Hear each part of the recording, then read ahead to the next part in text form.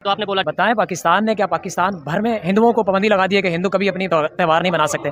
ये मैं आपको श्योरिटी से बात कर रहा हूँ यहाँ पे खड़े होकर कि इंडिया में बहुत सी ऐसी यूनिवर्सिटी, आई थिंक सारी ऐसी यूनिवर्सिटीज होंगी कि जहाँ पर बाकायदा नमाज के लिए जगह है, मस्जिद होती है, वो वहाँ पे नमाज पढ़ते हैं मुसलमान। नमाज एक और चीज है, त्यौहार एक और चीज है। आप बताएं नमाज त्यौहार में थोड़ा ना आता है, वो फरीजा है हिंदुओं के लिए। वो देखें जैसे हमारे लिए नमाज पढ़ना, हमारे लिए अजान देना, अजान सुनना एक बहुत रिस्पेक्टफुल और फरीजा हमारा मुसलमानों का, वो हमारा फरीजा है। त्यौहार वो और है। ठीक है, क्या यहाँ पे आपने बोला कि भाई नमाज और चीज है और त्यौहार और चीज है। एक मिनट मेरी बात कर, मुझे सवाल करने दे। नमाज इबादत है, हिंदुओं की पूजा इबादत होती है, उनका जो भी है नहीं हो जो नहीं जो है, ठीक है। फिर चले त्यौहार पे पाबंदी लगा दें, होली पे पाबंदी लगा दें, पूजा कर लें। पूजा ऐसा तो हुआ नहीं है ना। होली देखे ना, मैं कुछ एक होता है हिंदू ना, हिंदू मैं आपको एक बात बताऊं, ठीक है। हिंदू कुफर और इस्लाम, इस वक्त दो चीजें हैं दुनिया में, एक इस्लाम है और एक कुफर है। हाँ। हम ये आला हज़रत इमाम अहमद रज़ा खान ने फरमाया कि होली की मुबारकबाद देना, किसी और चीज की मुबारकबाद देना, गैर मुस्लिम के त्यौहार को अच्छा जानना, ये सब कुछ जानना, उनको अच्छा जानना, ये सब हराम है। तो ये हमारे लीडर जो देते हैं, मैं आपको बात बताने वाला हूँ, और इनको अच्छा जानकर उनको मुबारकबाद देना, इसका मतलब है कि वो हक पर हैं, उनकी ताजीम की जाती है। ताजीम उस चीज की होती है जो हक होता है। तो ये जो हमारे लीडर होली आए या दिवाली आए, इसके ऊपर मुबारकबाद, ये कौम का पूछे ना कि ये शहबाज शरीफ उठता है और होली की मुबारकबाद खड़ दे देता है, उठता है और वो ईसाइयों का केक काटने लग जाता है। क्या बात है? होली तो आई ना, एक मुशरिकीन ने लेकर आया, मुशरिकों ने वो लेकर आया, ठीक है, गंदा त्यौहार है उनका, मुशरिकीन में आता है। ठीक है, आप उनको मुबारकबाद दे रहे हो, उनके त्यौहार को अच्छा जान रहे हो, उनके त्यौहार को इज्जत दे रहे हो, इसका मतलब जो इस्लाम ने उसकी बाइकाट किया, इस्लाम ने गलत किया। ठीक है। दोस्तों नमस्कार, आज मैं आपको एक पाकिस्तानी जाहिल मौलवी से मिलाने वाला हूं, जो कि कमाल की बातें कर रहा है। कह रहा है कि यदि आप हिंदू की मदद करोगे तो वह अच्छा नहीं होगा, इस्लाम के खिलाफ होगा। यदि आप किसी हिंदू को होली मुबारक, हैप्पी होली कह दोगे तो यह भी इस्लाम के खिलाफ होगा। किसी भी दूसरे धर्म वाले की मदद नहीं करना चाहिए और उसे मुबारकबाद नहीं देना चाहिए, क्योंकि इस्लाम में ऐसा कहीं पर भी नहीं लिखा है। कितना जाहिल मौलवी है! ऐसा जाहिल मौलवी सिर्फ पाकिस्तान में मिल सकता है, जिसको कि सुनकर आपको हंसी आएगी।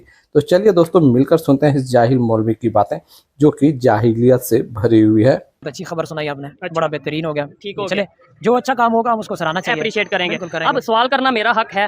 जी, पहले आप अपनी ओपिनियन दें, फिर मैं सवाल करता हूं कि जो आपने बोला बहुत अच्छा काम है, इसके पीछे मैं जो मेरे सवाल हैं आप उनका जवाब देना। क्या कहना चाहेंगे आप?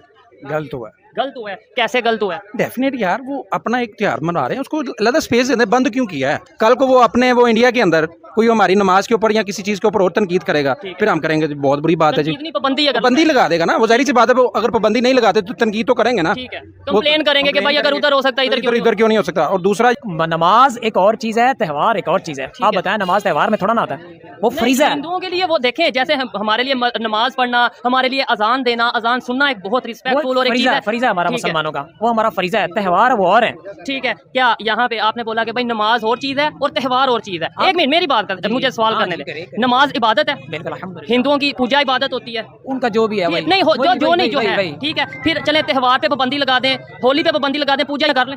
पूजा ऐसा तो हुआ नहीं है ना। होली देखे ना, मैं कुछ एक होता है हिंदू ना, हिंदू मैं आपको एक बात बताऊं, ठीक है। हिंदू कुफर और इस्लाम, इस वक्त दो चीजें हैं दुनिया में, एक इस्लाम है और एक कुफर है। हम ये नहीं कह सकते कि कुफर इस्लाम को ये इजाजत देता है तो हम जो इस्लाम है ना वो कुफर को इजाजत देगा तो फलां कर लें। ये कहीं पे भी इस्लाम में, शरीयत में इजाजत नहीं है कि आप उनको, अगर वो उधर नमाज अदा करने देते हैं तो आपको उनकी इजाजत दें, तो फिर वो अपना मंदिर बना लें, अपनी पूजा सवाल को नहीं समझे। पहले आपने लॉजिक ये दिया, देखिए मेरा सवाल करना फर्ज है, पहले आपने लॉजिक ये दिया है कि भाई त्यौहार में और जो है नमाज में फर्क है, नमाज इबादत है, ठीक है। ऐसे हमारी जैसे इबादत नमाज है, उनकी इबादत वो है अपना इबादत करना, पूजा करना, तो पूजा कर सकते हैं। आप देखिए कोई एक बंदा उठकर खड़ा, क्लास चल रही है, हिंदुओं में चल रही है क्लास, फर्ज करें, वहाँ पर एक बंदा मुसलमान खड़ा होता है, मुसलमान खड़ा होता है, वो कहता है जी मैंने नमाज अदा करने के लिए जाना, मुझे इजाजत दी जाए। तो क्या कहेंगे? जाएं आप। फर्ज करें वो कह देते हैं जाएं आप।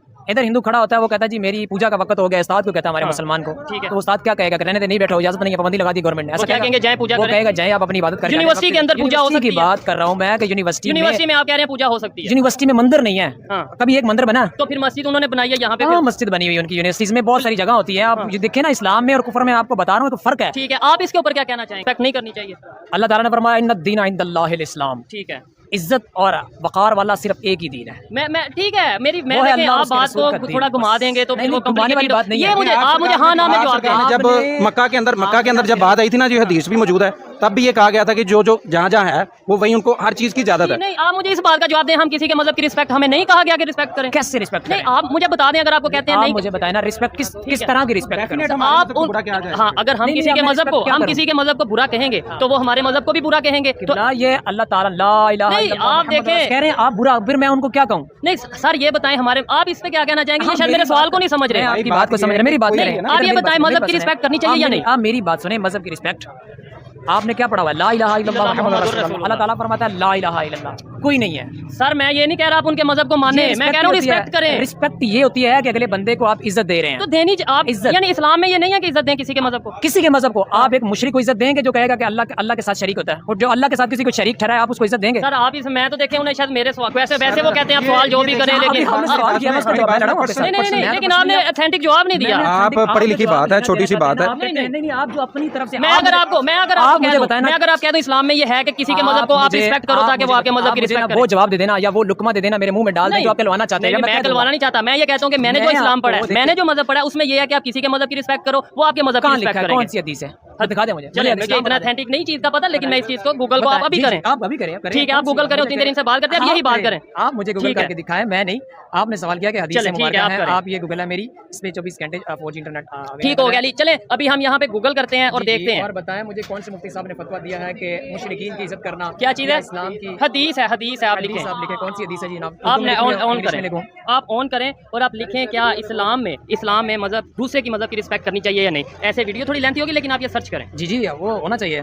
क्या इस्लाम में किसी दूसरे मजहब की रिस्पेक्ट करनी का कहा गया या नहीं? अभी देखें, ठीक है, तो नहीं पता, मैंने तो यही सुना है कि हिंदुओं का त्यौहार होता है, होली मनाते हैं बस। सिंध में जो हिंदू हैं वो दिन ब दिन कम क्यों होते जा रहे हैं?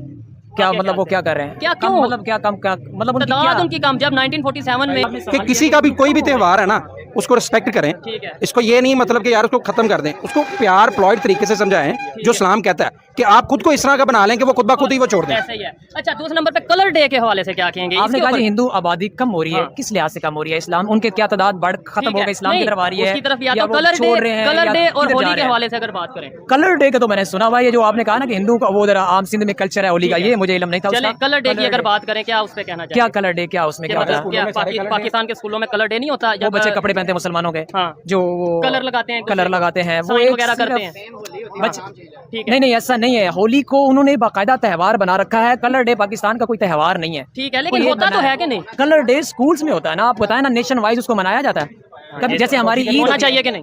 यार बच्चों का है, वो बच्चे करते हैं बस। आपने देखा है कभी नेशन वाइज जैसे ईद नमाज अदा हमारा त्यौहार है? आपने कहा जी पूरे पाकिस्तान में आज कलर डे है। सर ये भी तो बात है कि होली जो यूनिवर्सिटी में करते हैं वो भी तो यूनिवर्सिटी के स्टूडेंट्स होते हैं ना यार। होली ना उनका त्यौहार है, उनको यूनिवर्सिटीज में कहा है कि हमारी यूनिवर्सिटीज में आपने होली नहीं मनानी, होली आपने अपनी जगह पर मनाएं, अपने घरों में मनाएं, आप पूरे पाकिस्तान में मनाएं, हम आपको प्रोवाइड करते हैं, सिक्योरिटी देते हैं, लेकिन हम आपको इजाजत नहीं देंगे हमारे जो अपना त्यौहार है हमारी यूनिवर्सिटी में मनाने की। लॉजिकली क्या बात है? मैं आपको लॉजिकली बात ये बता देता हूँ कि भाई हमारे बच्चों के ऊपर बुरा असर पड़ेगा, वो इस चीज को अडॉप्ट कर लेंगे।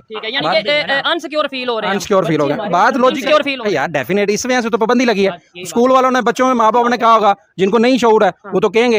अब मैं वही आपको समझाने लगा हूँ। बच्चों ने, मैंने देखा है उनके अंदर मुसलमान बच्चों ने होली मनाई। वो अब आला हज़रत इमाम अहमद रज़ा खान बरेलवी अलैहि रहमह का नाम सुना होगा आपने? जी बिल्कुल। बल्कि उलमा किराम आला हज़रत के अलावा भी आप किसी का फतवा सुन लें, किसी भी आप बात मान लें, आला हज़रत इमाम अहमद रज़ा खान ने फरमाया कि होली की मुबारकबाद देना, किसी और चीज़ की मुबारकबाद देना, गैर मुस्लिम के त्यौहार को अच्छा जानना, ये सब कुछ जानना, उनको अच्छा जानना, ये सब हराम है। तो ये हमारे लीडर जो देते हैं, मैं आपको बात बताने वाला हूँ, और इनको अच्छा जानकर उनको मुबारकबाद देना, इसका मतलब है कि वो हक पर हैं, उनकी ताज़ीम की जाती है। ताज़ीम उस चीज़ की होती है जो हक होता है। तो ये जो हमारे लीडर होली आए या दिवाली आए, इसके ऊपर मुबारकबाद, ये कौम का पूछे ना कि ये शहबाज शरीफ उठता है और होली की मुबारकबाद खड़ देता है, उठता है और वो ईसाइयों का केक काटने लग जाता है।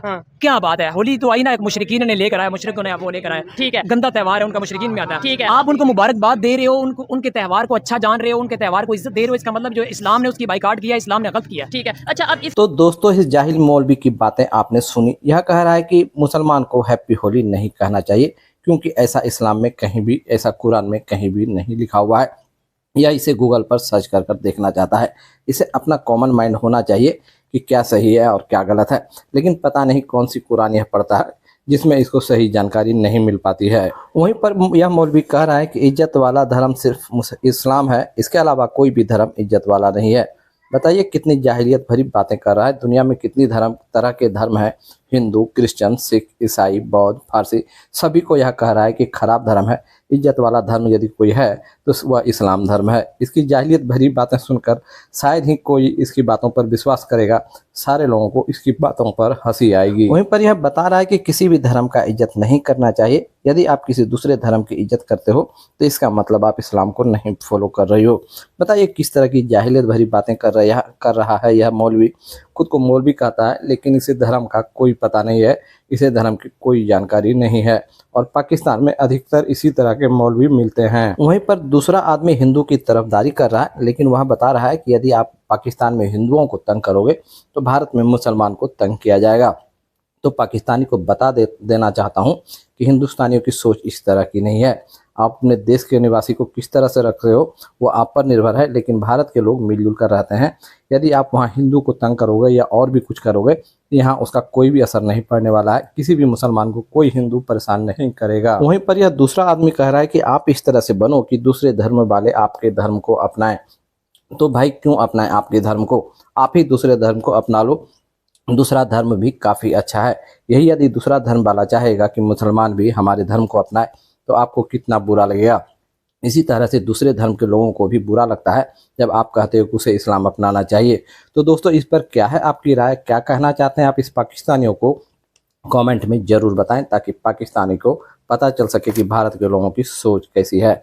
मिलते हैं अगले वीडियो में, तब तक के लिए वंदे मातरम, जय हिंद।